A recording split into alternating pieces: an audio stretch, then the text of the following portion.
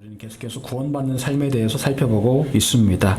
우리가 늘 잊지 않아야 될 것은 나는 과연 구원받을 수 있을까? 항상 우리가 이런 물음을 본인에게 던질 수 있어야 합니다. 내가 오늘 밤에라도 주 앞에 선다면 나는 그 문을 통과해서 하나님의 나라에 들어갈 수 있을까? 라는 그런 고민을 늘 하고 주 앞에 서기에 부끄럽지 않은 삶을 살아야 될 것입니다.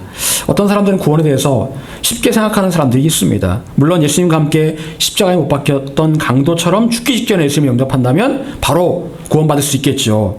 하지만 성령 세례받고 구원의 길로 들어섰지만 계속되는 그 삶에서 잘못된 삶을 살아간다면 구원의 길에서 떨어져 나갈 수도 있는 것입니다. 그래서 우리는 늘 자신을 돌아보고 경계할 수 있어야 되는 것이죠. 자, 오늘 본문은 영원한 생명의 길과 영원한 형벌의 길에 대한 말씀입니다. 우리 46절 한번 읽어보겠습니다. 46절. 자, 시작. 의인들은 영생에 들어가리라 하시니라.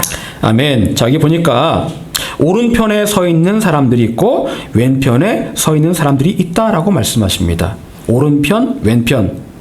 자, 오른편에 선 사람들을 향해서는 창세로부터 그들을 위해서 예비된 나라를 상속받게 될 것이다. 창세로부터 그들을 위해서 예비된 나라. 그 나라는 어떤 나라일까요? 하나님의 나라, 천국을 말할 것입니다. 또한 왼편에 있는 사람들을 향해서는 저주를 받은 사람들이고 마귀와 사자를 위해서 예비된 영원한 불에 들어갈 것이다 라고 말씀하고 있습니다. 여러분, 과연 누구의 오른편과 누구의 왼편일까요? 오늘 보면 한 임금이라고 말씀하고 있습니다. 자, 임금, 하나님 아버지 예수 그리스도를 말한다고 볼 수가 있겠지요. 자, 그런데 이 41절을 보게 되면 저주를 받은 왼편 사람들이 나를 떠나서 영원한 불에 들어갈 것이다 라고 말씀하고 있습니다. 나를 떠나서 영원한 불에 들어간다. 자, 그러니까 왼편 사람도 오른편 사람도 원래는 임금 옆에 있었던 사람이라는 얘기예요. 그런데 왼편 사람들은 그 임금 옆을 떠나서 영원한 불에 들어간다. 여러분, 그렇다면 이 왼편에 있는 사람들은 어떤 사람들을 말하는 것일까요? 크리스찬들을 말하는 거예요. 크리스찬들. 원래 주님 옆에 있던 사람들, 그런데 그들이 예수님을 떠나서, 하나님을 떠나서 영원한 형벌에 들어가게 될 것이다 라고 말씀하고 있다라는 거죠. 여러분, 저주받을 왼편 사람들이 교회를 다니고 있었고 예수님과 함께 있던 사람들임을 알 수 있는 대목이 또 있는데요. 44절에 보니까요. 주여, 우리가 어느 때에 주께서 줄이신 것이나 목마르신 것이나 나그네 되신 것이나 쭉 나오지요. 자, 그런데 보니까 이 왼편 사람들이 그렇게 묻습니다. 예수님께 묻습니다. 주여, 어느 때에, 우리가 어느 때에. 자, 그들은 주님을 향해서 주여라고 부릅니다. 주님을 향해서 주여라고 부르는 사람들은요, 예수님과 상관없는 사람들이 아니라는 거예요. 즉 평소에 교회 다니고 예수 믿는 것처럼 보였던 사람들임을 우리가 알 수 있다라는 거죠. 여러분, 가룟 유다는 예수님의 제자였습니다. 예수님께서 다른 제자들과 함께 사도로 세우신 그런 사람이었습니다. 그런데 그 가룟 유다가 예수님 배신하고 자살함으로 지옥에 가게 됩니다. 예수님 옆에 있었지만 예수님을 떠나서 주여라고 불렀던 그 사람이 지옥에 가게 되었다는 거예요. 여러분, 단지 예수님을 안다라는 것이 우리의 구원을 보장해 주는 것이 아닙니다. 여러분, 귀신들도 예수님을 알았을까요? 몰랐을까요? 알았어요. 알긴 알았습니다. 하지만 예수님을 믿지는 않았죠. 아는 것과 제대로 믿는 것과는 분명히 다른 문제라는 겁니다. 예수님께서는 오늘 본문에서 두 부류의 사람들, 왼편 사람들, 오른편 사람들에 대해서 말씀하고 있습니다. 그리고 왼편 사람들은 마귀들을 위해서 예비된 그곳으로 들어갈 것이고 오른편 사람들은 하나님의 나라에 들어가게 될 것이다 라고 말씀하고 있습니다. 자, 그렇다면 이렇게 오른편과 왼편을 가르는 기준이 뭘까요? 그 기준에 대해서 오늘 한번 살펴보기를 원합니다. 첫 번째 기준은 무엇이냐면요, 지극히 작은 자에게 하나님의 것을 나눠주느냐 나눠주지 않느냐, 이게 바로 기준이라는 거예요. 말이 어렵습니까? 지극히 작은 자에게 하나님의 것을 나눠줄 줄 아느냐, 그렇지 못하는가. 여러분, 오늘 본문에서 가장 중요한 말씀은요, 예수님의 형제 중 지극히 작은 자를 어떻게 대하느냐입니다. 예수님의 형제 가운데 지극히 작은 자를 어떻게 대하느냐, 이렇게 말씀하고 있거든요. 예수님께서는 오른편에 선 사람들에게 창세로부터 예비된 나라를 상속받으라 라고 하시면서 그 근거에 대해서 35절, 36절에 이렇게 말씀하고 있습니다. 우리 35절, 36절 같이 읽겠습니다. 자, 시작. 내가 죽을 때에 너희가 먹을 것을 주었고 공부할 때에 마시게 하였고 나무에 되었을 때에 영접하였고 헐벗었을 때에 옷을 입혔고 병들었을 때에 돌보았고 옥에 갇혔을 때에 와서 보았느니라. 자, 그러자 오른편 사람들이 말합니다. 아이고, 우리가 언제 그렇게 했습니까? 언제 주님께서 줄이실 때 먹을 걸 주고 목마를 때 마시게 했습니까? 언제 우리 그런 기력이 없는데요? 자, 그때 그 임금 즉 하나님이시죠.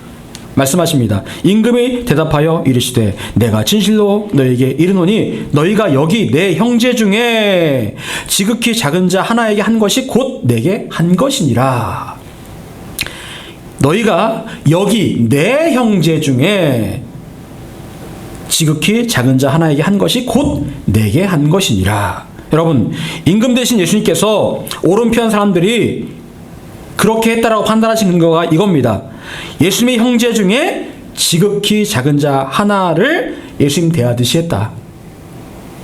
여러분, 과연 예수님의 형제 중에 지극히 작은 자는 누굴 말하는 것일까요? 예수님의 형제 중에 지극히 작은 자, 내 형제라고 말씀하십니다. 내 형제.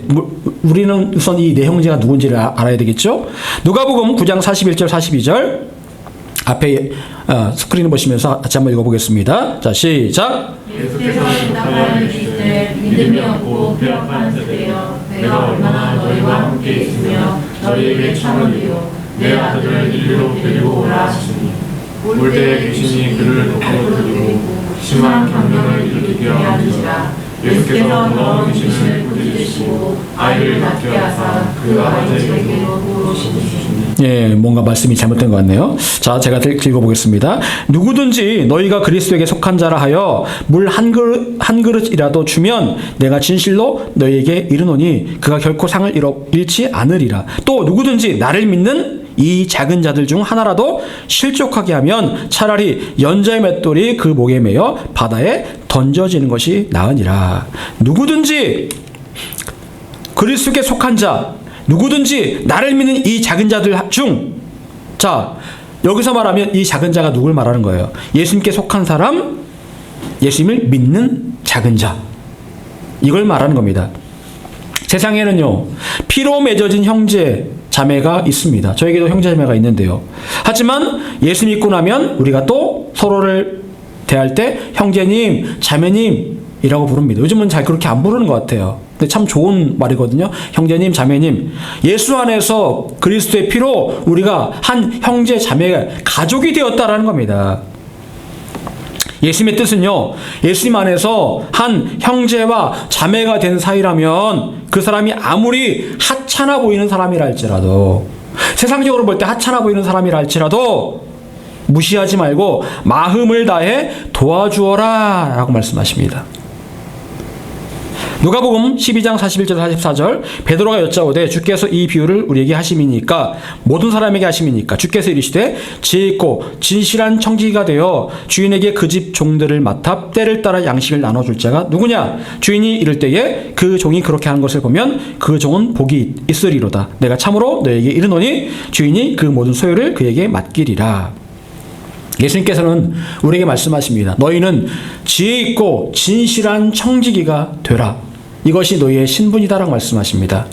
청지기, 예전에도 한번 설교한 적이 있는데요. 청지기는 무엇을 말하는 겁니까? 매니저예요. 매니저. 관리자를 말하는 겁니다. 여러분, 우리의 이 땅에서의 신분은요, 관리자입니다. 관리자예요. 관리자. 청지기는 주인의 재산을 맡아서 그 재산을 관리하는 사람이고, 그리고 주인이 청지기에게 원하는 것은 그 집 종들을 맡아 때를 따라 양식을 나눠주는 자가 되라.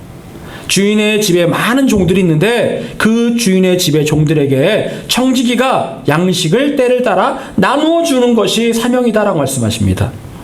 여러분, 하나님께서는 우리에게 청지기의 직분을 맡기셨습니다. 하나님의 청지기로서 우리가 해야 되는 일들은 하나님의 종들, 예수 믿는 사람들, 그들을 때를 따라 도와주는 일을 하라는 거예요. 그 일을 하라고 우리를 부르셨다는 겁니다. 때를 따라, 여러분 오늘 본문에도 수도 없이 반복되는 단어가 바로 이 때라는 단어입니다. 줄일 때, 목마를 때, 나그네 되었을 때, 헐벗었을 때, 병들었을 때, 옥에 갇혔을 때. 여러분, 우리가 알고 있는 예수 믿는 형제 자매 가운데는 이런 때를 당한 사람이 굉장히 많이 있습니다. 배가 고파 줄이고, 목마르고, 나그네 되어 외롭고, 입을 옷이 없어 주위에 떨고 있고, 병들어 고통 가운데 있고, 억울한 일을 당해 옥에 갇혀 있을 때가 있다라는 거예요. 사도 바울은 이런 고난을 수도 없이 당했습니다. 배가 고프고 메맞고 굶주림을 당하고 옷이 없어 얼어 죽는 상황에 처한 경우가 굉장히 많았습니다. 그런데 단 한 번도 굶어서 죽지 않았고 단 한 번도 옷이 없어서 떨지 않았습니다. 왜요? 사도 바울 주변에 사도 바울을 도와주는 동역자들이 굉장히 많이 있었기 때문에 그래요. 사도 바울은 그 많은 사람들에 대해서 편지 서신서에 언급을 하고 있습니다. 여러분, 과연 바울과 바울을 도와줬던 사람들이 어떤 관계입니까? 전혀 모르는 관계. 세상적으로 본다면 전혀 모르는 관계예요. 혈연도, 지연도, 학연도 아무 관련이 없는 사람들이에요. 그런데 그들이 바울을 서슴없이 도와줍니다. 왜요? 그리스도 예수 안에서 한 형제 자매가 되었기 때문에 그랬습니다. 한 형제 자매가 되었기 때문에 내 것을 아끼지 않고 내 것이라고 생각하지 않고 도와줄 수 있었다라는 거예요. 여러분, 하나님께서는 언제나 어디에나 우리를 돕는 동역자를 세우셨습니다. 피할 길을 내신다라고 말씀하고 있는데 그 피할 길이 때로는 다른 동역자를 통해서 우리에게 피할 길을 보여주신 때가 얼마나 많은지 모릅니다. 저도 목회를 하면서 굉장히 많은 도움을 받았습니다. 어느 날 갑자기 어떤 분한테 전화가 옵니다. 근데 재정적으로 굉장히 힘든 그런 때가 있거든요. 그러면은 그때 그분한테 갑자기 연락이 와서 갑자기 이렇게 후원을 해주시는 거예요. 그런 경우가 얼마나 많았는지 모릅니다. 그래서 또 그 위기를 넘어가고 그랬던 적이 참 많았습니다. 하나님께서 그렇게 도움을 받게 하시고 또 누군가를 도울 수 있게 하셨다라는 거죠. 여러분, 사람들은요, 내 거다 그런 마인드가 굉장히 강합니다. 내 걸 가지고 누군가를 도와준다? 이거 손해보는 짓 아니야 라고 생각합니다. 하지만 여러분, 내게 주어진 것들이 내 것이 아닙니다. 내 게 아니에요. 우리는 벌거벗은 몸으로 왔다가 벌거벗은 몸으로 이 땅을 떠나게 되어 있습니다. 이 땅을 떠나갈 때 이 땅에서 갖고 있었던 것들을 가져가는 사람들 아무도 없습니다. 그냥 먼지로 다시 돌아가는 거예요. 우리 육신은 먼지로 돌아갑니다. 내 것이 아니라는 거예요. 그런데 내 것인 것처럼 생각합니다. 그래서 꾹 움켜쥐고 흘려보낼 생각을 안 해요. 하나님께서 좀 흘려보내라 라고 말씀하시지만 아닙니다. 하나님, 내 겁니다. 절대 안 됩니다 라고 그렇게 생각을 하고 있는 경우가 얼마나 많은지 모릅니다. 여러분, 청지기가 주인의 명령을 듣지 않고 이걸 내 거라고 생각하고 움켜쥐고 있으면 어떤 일이 벌어질까요? 하나님께서는요, 다른 사람을 통해서 일하십니다. 하나님께 원래는 나한테 말씀하셔서 야, 네가 흘려보내 라고 말씀하셨는데 내가 안 하잖아요. 다른 사람을 통해서 하십니다. 그리고 나는 어떤 사람이 될까요? 나는 책망받고 오늘 본문에 보게 되면 왼편에 서게 되어 영벌에 들어가는 그런 결과를 얻게 된다는 거예요. 하나님 명령에 불순종함으로 하나님의 것을 내 것으로 생각했던 그 사람은 영원한 벌을 받을 수밖에 없다는 거예요. 예전에 저에게도 그런 기회가 있었습니다. 제가 아는 어떤 분이 재정적으로 굉장히 큰 어려움이 있었습니다. 그분은 옛날엔 좋은 직장을 다녔지만 지금은 그런 상황이 아닌 상황이었거든요. 그래서 제가 기도했습니다. 하나님, 저분의 재정적인 필요를 채워주세요. 근데 하나님께서 말씀하시기를 야, 네가 채워줘라 이렇게 말씀하시는 거예요. 그래서 하나님 앞에 그렇게 말씀드렸습니다. 하나님, 아시잖아요. 저 가난합니다. 저 가진 거 없습니다. 하나님께서 그렇게 말씀하시더라고요. 야, 너희 부모가 세상을 떠나면서 남겨준 어느 정도의 유산이 있잖아.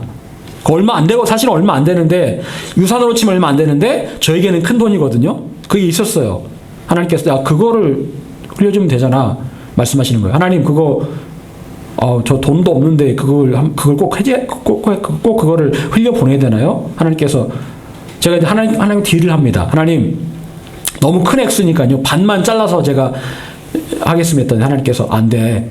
너 전액을 다, 내가 너에게 말한 그 전액을 다 그 사람에게 줘야 돼. 그 액수가 여러분한테 말씀드리면 굉장히 큰 액수예요. 예, 쉬운 액수가 아니거든요. 근데 그 액수를 하나님께서 주라고 하시는 거예요. 그래서 더 이상 하나님과 딜하지 않고 그냥 가서 그분에게 그분 통장으로 그 돈을 보내드렸습니다. 저도 물론 가난했지만 하나님 말씀하시는 거예요. 야, 그거 원래 내 거잖아. 네 거 아니잖아. 왜 근데 네 거인 것처럼 행동을 해?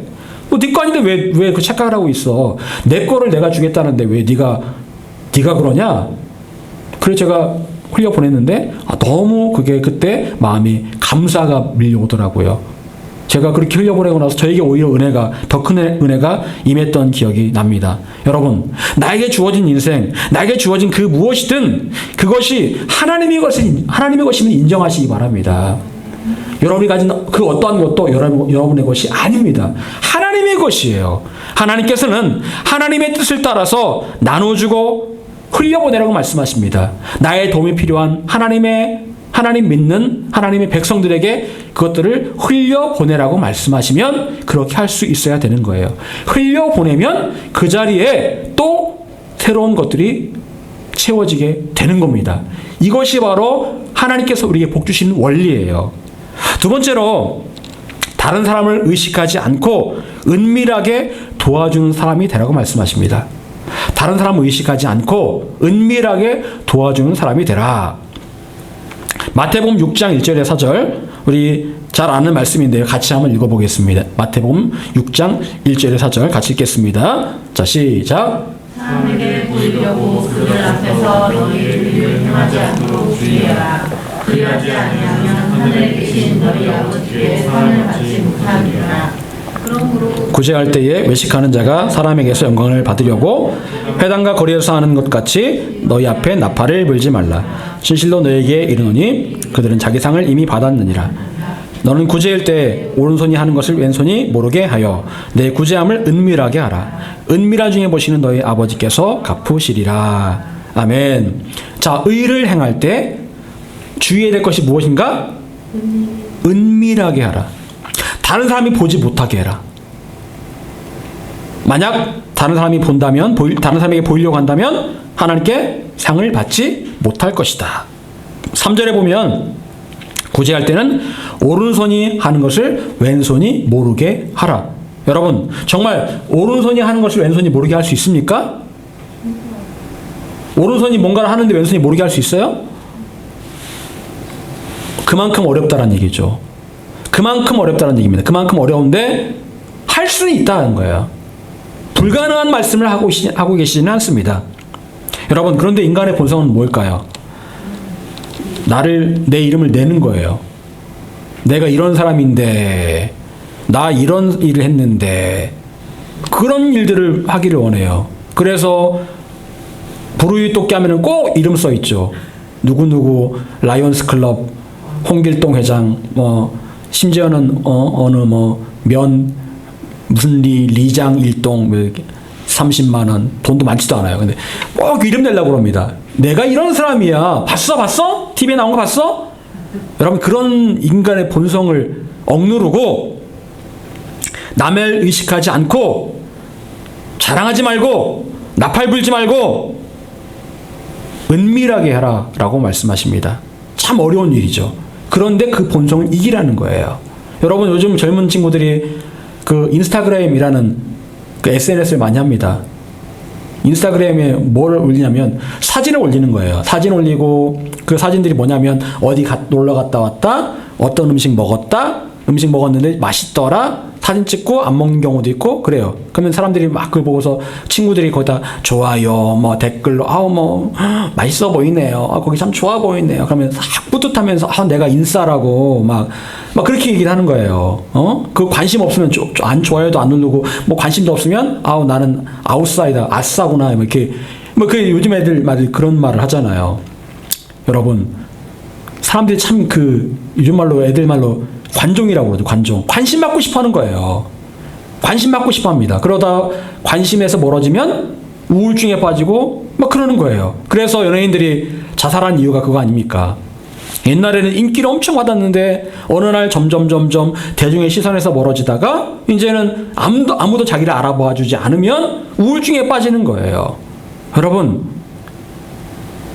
얼마나 불쌍하고 안타까운 인생입니까? 여러분, 야고보서 4장 16절은 이렇게 말씀하고 있습니다. 이제도 너희가 허탄한 자랑을 하니 그러한 자랑은 다 악한 것이니라. 여러분, 자기를 드러내기 위해서 하는 자랑은 다 뭐라고요? 다 악한 거다. 그냥 뭐 적당히 그냥 뭐 자랑해도 그만 안 해도 그만 이게 아니고요. 자랑하는 것은요, 다 악한 거라는 거예요. 내가 이런 사람이야 라고 드러내고 싶어 하는 것은 다 악한 거라는 거예요.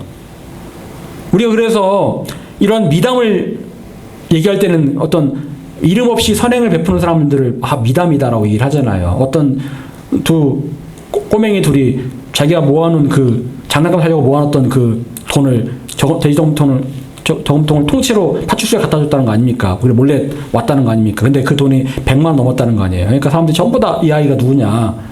그걸 꼭 굳이 알려고 그래요. 본인은 알려고 밝히려고 하지 않기 때문에 그렇게 갔다 온 건데 꼭 알려고 그럽니다. 그래서 꼭 표착증을 줘야 된다는 거예요.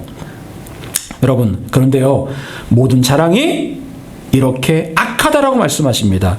여러분, 바울은 고린도후서 11장 30절에서 이렇게 고백합니다. 내가 부득불 자랑할진대 내가 굳이 내가 자랑한다면 내가 약한 것을 자랑하리라. 내가 자랑할 게 되게 많지만 나는 자랑하지 않는다. 그런데 굳이 자랑하러 한다면 내가 약한 것을 자랑한다. 여러분, 약하면 누군가를 의지할 수밖에 없죠. 누구를 의지한다는 거예요? 예수님을 의지한다는 겁니다. 그게 나에게 자랑이다. 내가 너무너무 약해서 예수님을 의지하는 것이 나에게 자랑이다라고 고백하고 있습니다. 누가 뭐래든 나는 예수님만 의지한다. 그게 나의 자랑이다. 그것만 자랑한다라는 거예요. 여러분, 히스기야 왕이 있습니다. 히스기야 왕 유명한 사람이죠.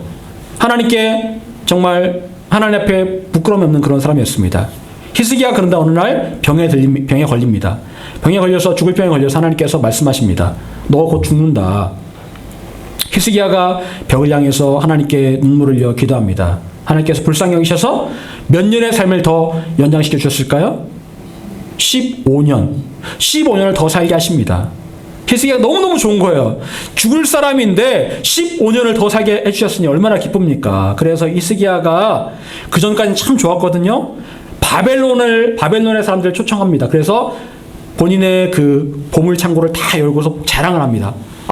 이게 우리 자랑이, 이게 우리 나라의 자랑거리라고 막 자랑을 합니다. 하나님께 보시면서 너 악하구나. 너 왜 자랑하니? 너 악하구나.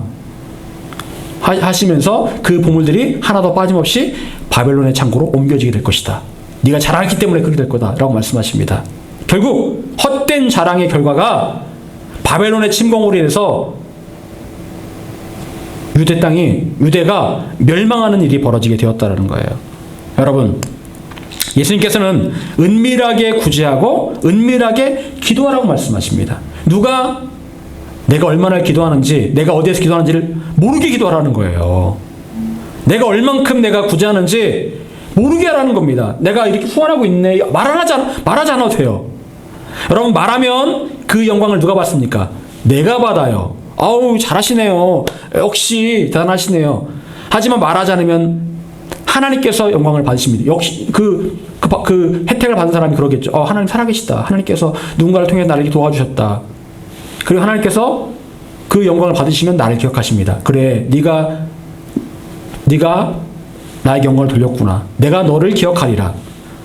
여러분, 그래서 우리는 나를 밝히지 않아야 됩니다. 내가 누군지를 밝히지 않아야 돼요. 누군가를 돕더라도 남들 모르게 도와줄 수 있어야 되는 거예요.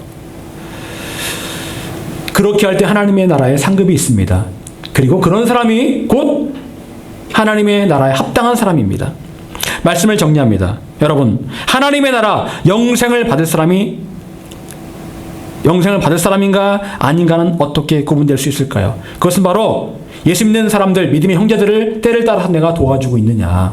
아무리 작은 자라 할지라도, 보잘것 없는 자라 할지라도 내가 그들의 필요를 따라 도와주고 있는가? 여러분, 그런데 이 도움이라는 것은요, 하나님을 사랑하면 자연스럽게 이웃을 내 몸처럼 사랑할 수 있게 됩니다. 하나님 사랑하는 사람은 이웃을 사랑할 수 있는 것이 도와줄 수 있습니다. 그리고 그 사람은 곧 구원받은 사람임을 스스로가 증명하는 것이지요. 여러분 주위에 하나님께서 도우라고 말씀하신 예수님이 형제된 사람들이 있다면 때를 따라서 도와주시길 바랍니다. 여러분의 것은요, 여러분의 것이 아닙니다. 하나님의 것이에요.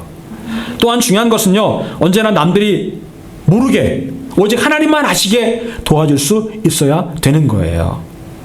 누가 알아주지 않으면 어떻습니까? 하나님만 알아주시면 되죠. 하나님은 다 기억하고 계십니다. 여러분이 어떤 마음을 품었는지, 어떤 행동을 했는지 하나님 다 알고 계십니다. 그리고 여러분이 남들 모르게 한 그 구제와 여러분의 그 기도가 하나님께 반드시 상달되게 되어 있습니다. 여러분, 그것이 바로 우리를 청지기로 부르신 하나님의 뜻을 이루어감으로 영원한 하나님의 나라를 상속받는 사람의 모습임을 꼭 기억하시길 간절히 축원합니다.